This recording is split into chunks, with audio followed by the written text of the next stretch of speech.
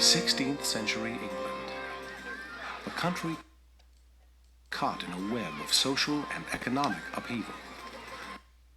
Battles with its European neighbors, religious clashes at home, and the dual curse of unemployment and unbridled population growth persuade the country's leaders to look beyond their borders, to the wealth that foreign lands might hold.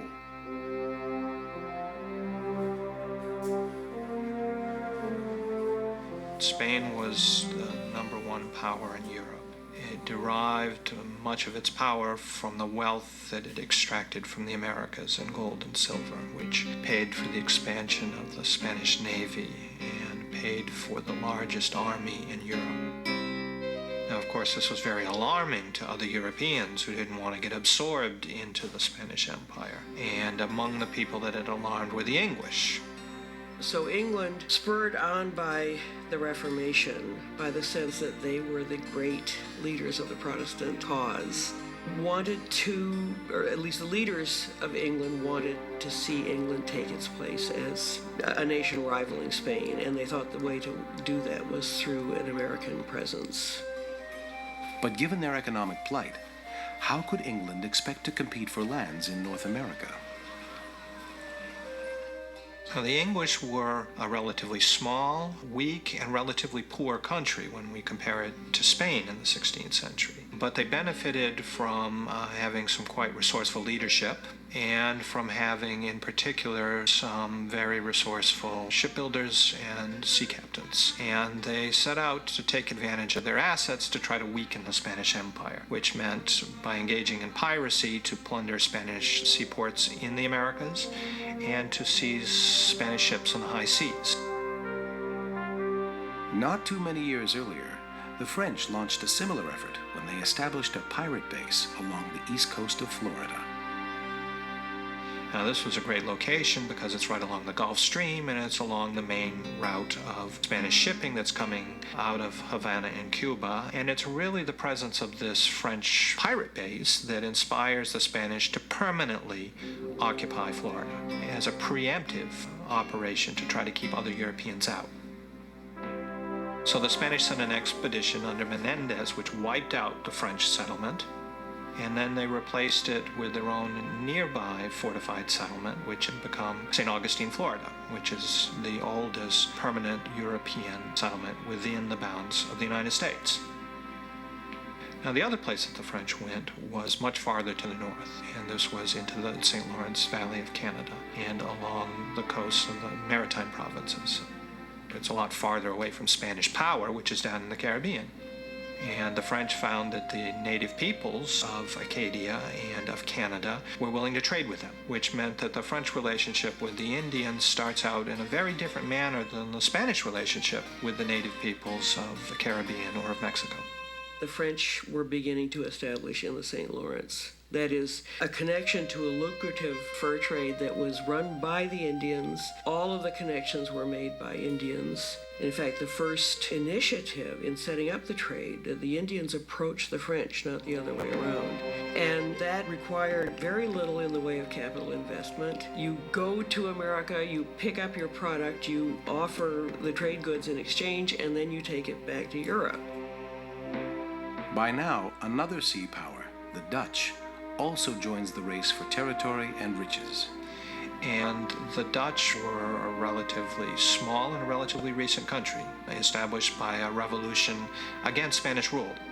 They achieved their independence, and then they had a remarkable growth in power as they figured out that their way to get rich was to get more of the world's commerce, and that the way to do it was to take it away from the Spanish and the Portuguese.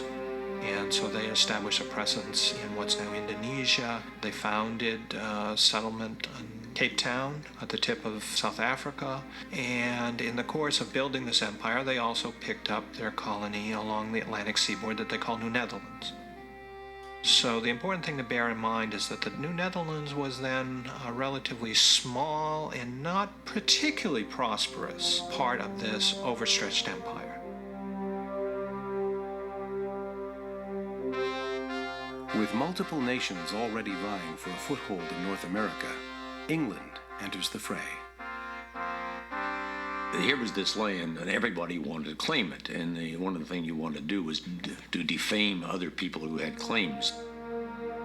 The English in particular, in order to morally justify their incursions into the Western Hemisphere, and of course they didn't really need a moral justification to do so, they ran the Spaniards down. And so out of this came what we call the Black Legend of Spanish conquest, as a way of saying the Spanish have forfeited their moral right to these lands, therefore we, the English, and of course the French in a similar fashion, said we have a right to go there. And point of fact, what you had were a group of imperialistic powers simply saying we want to grab off as much as we can.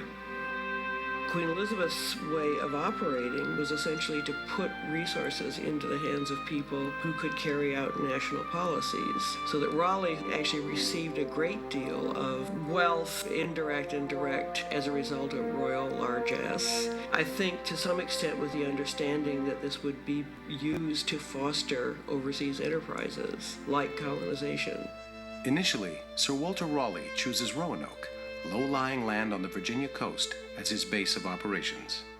Roanoke had one great asset, which is that it was within a set of treacherous sandbanks, which meant that enemy ships of the Spanish would be very reluctant to go anywhere near it, and so probably wouldn't find this pirate base. But if it's a hard place for enemy ships to get to, it's also a hard place for your own ships to get to, which meant that ships bringing reinforcements or supplies, their sea captains didn't like to go to Roanoke, and often just sailed away from it, which meant that the colonists there felt that they had been abandoned.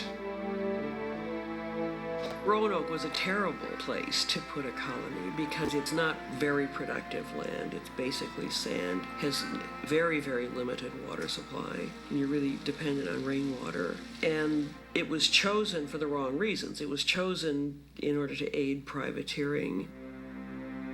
The people who'd been established there initially were military men, and they didn't want to raise crops. They wanted Indians to feed them, just as Indians fed the Spanish conquistadors, which meant that this English presence developed a hostile relationship with the Indians, who didn't see any reason why they should be feeding these unwanted guests. Well, the first people to go in every instance, both in the late 16th and in the early 17th century, were groups of young men, either soldiers or people who were of the right age and type to be soldiers. One of the things that's, I think, remarkable about Raleigh is that he realized that that wasn't the appropriate model and scrapped it, and in the second attempt to found a colony at Roanoke, he sent entire families. And that was a lesson that the Virginia Company then had to learn over again. 91 men, 17 women, and 9 children set sail for Roanoke in 1587 to establish the family-centered colony Raleigh envisioned. The commander of the expedition, John White, returns to England for supplies and more families. He plans to return to Roanoke in a few months' time, but it was actually 3 years before he could get back.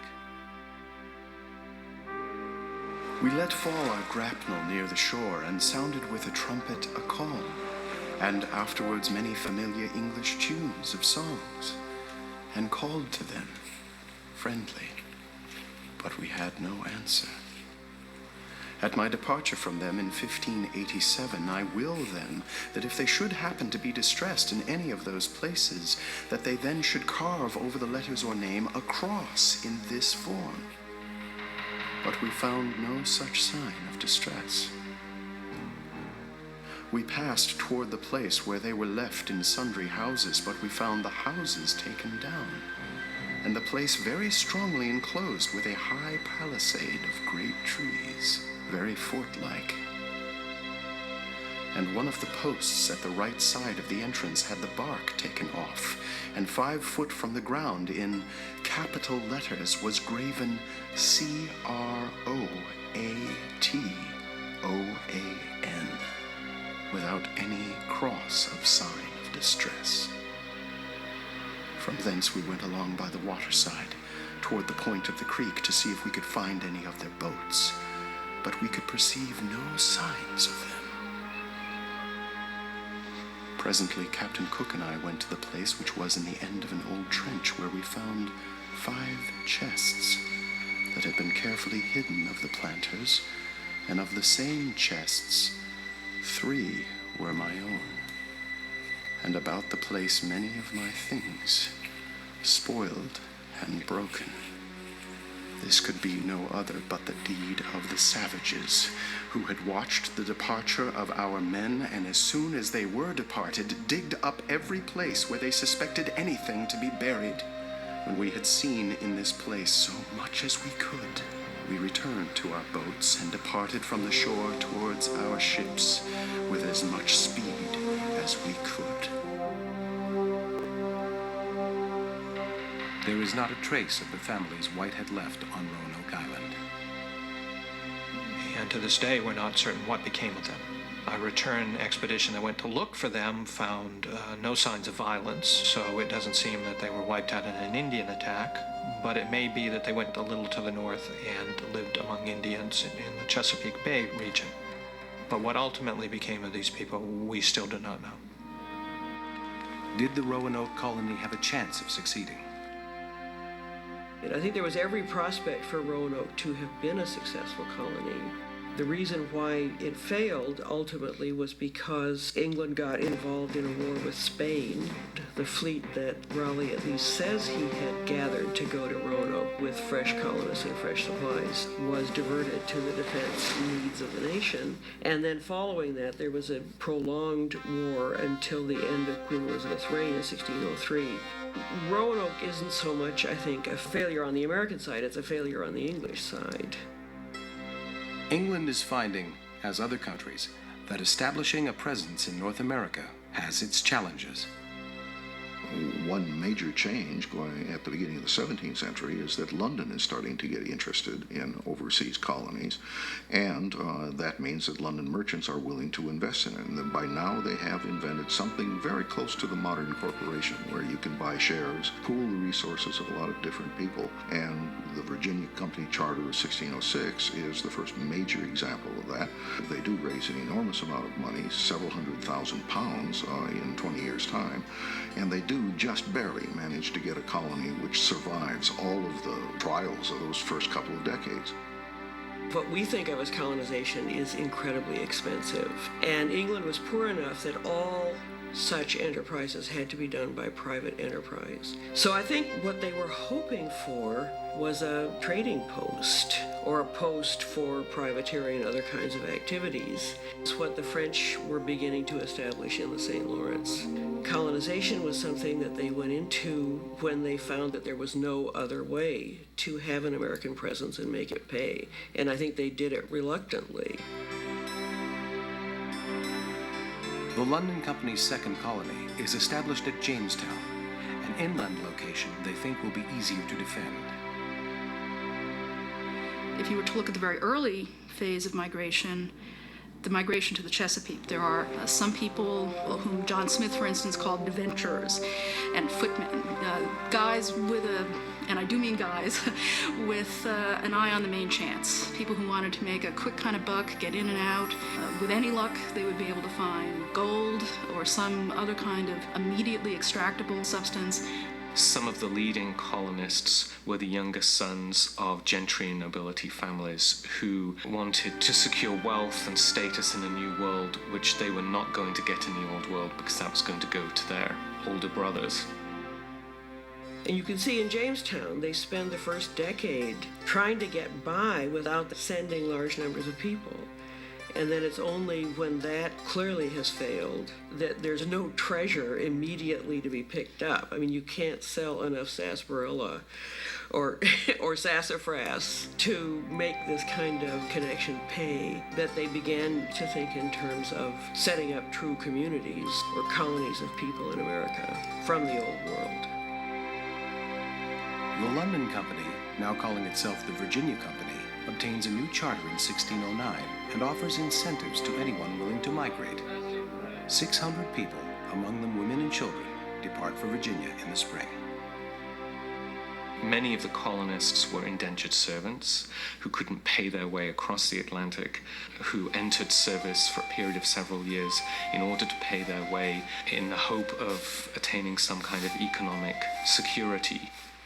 Some of the original settlers had no real intentions of staying in the New World in the South. They hoped that they would either get rich or at least secure a competency and then go back. So about a quarter of the people in the 17th century who go to the Chesapeake went as free people who paid their own way. 3/4 went as indentured servants. These were the people who were in the greatest demand because the people who owned farms and plantations in the Chesapeake could get more work out of them.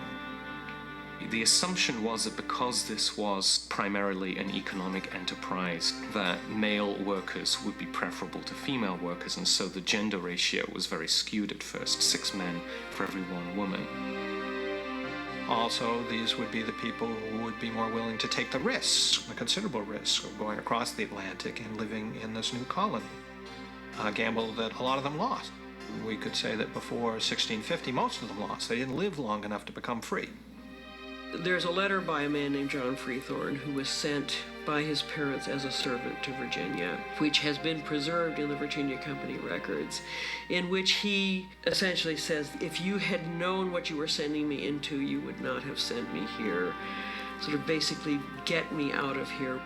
He says, you have turned away a beggar at your door with more than I get in a week to eat here.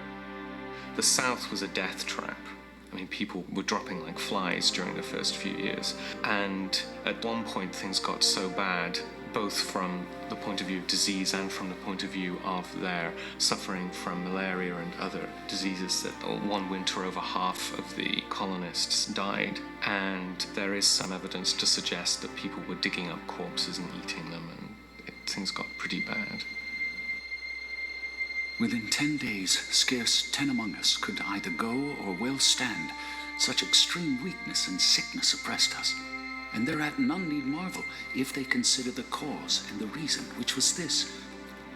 While the ships stayed, our allowance was somewhat bettered by a daily proportion of biscuit, which the sailors would pilfer to sell, give, or exchange with us for money, sassafras, furs, or love. But when they departed, our president allowed equally to be distributed 1/2 pint of wheat and as much barley boiled with water for a man a day, and this having fried some 26 weeks in the ship's hold, contained as many worms as grains. But now was all our provisions spent, the sturgeon gone, all helps abandoned, each hour expecting the fury of the savages, when God, the patron of all good endeavors, in that desperate extremity, so changed the hearts of the savages, that they brought such plenty of their fruits and provision as no man wanted. In the early going at Jamestown, in the Jamestown settlement, it is clear, I think, that the European settlers in Jamestown would not have made it through the winters they did were it not for the example of Indians' own agriculture and gifts of food from Indians. Corn, in particular, is considered a miracle crop. And the way the natives grew it, planting beans and having the beans then use the corn stalks for support, was extremely productive because the beans actually put nitrogen into the soil so that they were fertilizing the corn through this device. And English cultivators who thought that that looked sloppy and who grew the corn in this field and the beans in this field could never figure out why their yield was so much lower than the Indians' yield. As volatile as their relationship often was, why were Native Americans so supportive? There's no question that they could have halted colonization in the early years, and without that Indian help, they would never have been able to establish themselves, even in the limited way that they did. So why did the Indians extend this aid? And the answer seems to be that the Indian leaders who were nearest the settlements, that is, Wingina in Roanoke and Powhatan in Virginia, understood that if they could become the conduits for European goods into the interior, that would enhance their power. Edmund Morgan, a long time ago, wrote an article entitled something like The Paradox of Jamestown. In the provocations leading up to and then following the 1622 massacre, Jamestown settlers literally bit or killed the hands that were feeding them. They attacked the Indians, they burned the cornfields, and they left themselves in a state of real desperation. So part of what Morgan asked was, why would people behave in such an obviously self-destructive and counterproductive way? A large part of his answer was that one thing that the Europeans really counted on heavily, and that they held dear, was a sense of cultural superiority. That they were civilized, they were Christian, they would be the benevolent patrons of the area around them. And the circumstances in which they found themselves were not ones that would make you feel that everything was going well. And the investors were putting a tremendous amount of pressure on the people in Jamestown to start producing profits. So these settlers find themselves dying off. Things aren't going their way, and it turns out that their much vaunted superiority over the Indians is also not being borne out, and that part of their response was a kind of cultural retribution. Once again, England and its Virginia Company surrogate find it necessary to re-examine their approach to colonization. The authorities soon realized that not having women around meant that they didn't have stable family households, which during this period was seen as very much a guarantor of social order. There was very little social order in the early South, and so they started to encourage women to come across in larger and larger numbers. The person who first saw this most clearly, I think, was Captain John Smith, not the person that we usually credit with being the great theorist of colonization. But he's the one who says, absolutely, if you want colonies to succeed, you've got to give people incentives for coming. You have to give them control over their own lives and their land. You have to give it to them and their heirs in perpetuity. And then people will come. The other point that he makes over and over again is that you have to be prepared to found your colony on humble commodities that will be produced by old world people in America. He says that colonies run by aristocrats do not work. What you need is merchants to run things, because merchants understand the realities of how things are done. You need to have these enterprises divided up so that the people who are working in them all have a stake in them. What they needed to do was to develop agriculture, to support themselves, feed themselves, and then to develop some sort of crop that they could market in Europe. But it took them quite a while to figure that out, essentially a decade in which hundreds of English people went to Jamestown and its vicinity, and most of them died within a very few years. Some from conflict with the Indians, but mostly from disease and from malnutrition, because they weren't raising enough to feed themselves.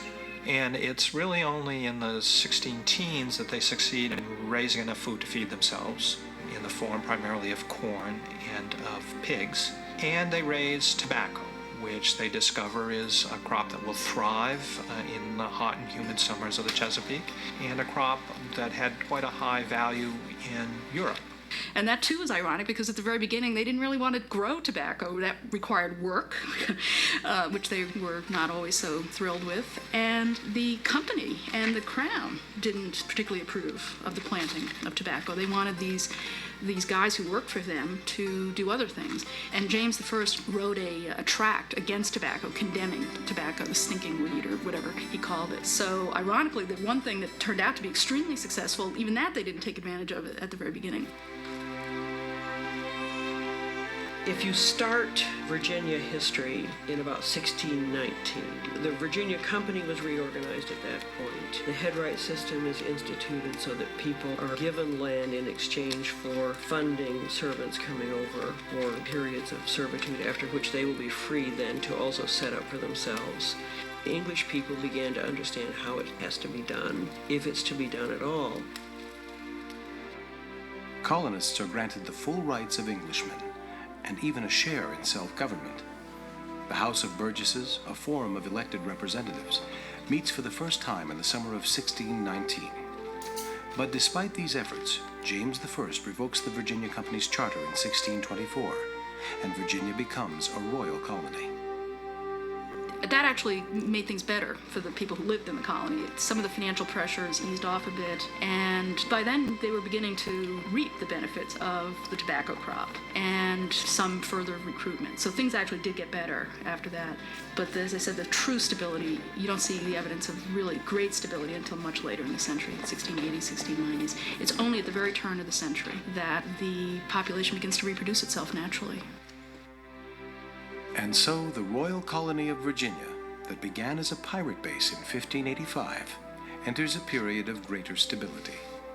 The question is no longer the survival of England's North American foothold, but managing the competing forces that will vie for attention as the province expands and grows.